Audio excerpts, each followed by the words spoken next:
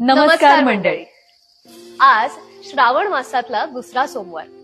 भगवान शंकरावर म्हणजेच महादेवावर भाविक शिवामुठीद्वारे आपली श्रद्धा व्यक्त करतात. आता ही शिवामूठ का वाहिली जाते किंवा का वाहावी असा जर प्रश्न तुम्हाला पडला असेल तर मी थोडक्यात सांगते.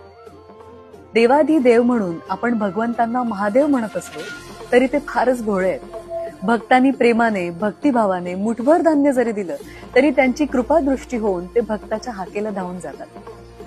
महादेवांना प्रसन्न करून घेण्यासाठी आपल्याला फार काही मोठं करायची मुळीच गरज नाही. शिवामूठ वाहिल्यामुळे जीवनातील कष्ट कमी होतात आणि सुख समृद्धी येते. ही साधी सोपी भावना अध्यात्मात नमूद केलेली आहे. तर आज आम्ही दुसऱ्या श्रावणी सोमवारी वाहिले जाणारे धान्य म्हणजेच तीळ याची शिवामूठ शिवपिंडीवर वाहणार आहोत. आता तिळाचीच शिवामूठ का, तर प्रचलित मान्यतेनुसार तीळ हा तैलवर्गीय पदार्थ आहे. तिळाचे तेल देवकार्यात वापरलं जातं. तेलाला संस्कृतात स्नेह असं म्हणतात आणि स्नेह म्हणजेच प्रेम, जिव्हाळा. महादेवाविषयी असलेला आपला जिव्हाळा आणि त्याच्याविषयी असलेलं प्रेम असंच निस्सीम राहावं म्हणून ही तिळाची शिवामूठ मी आज पिंडीवर वाहते.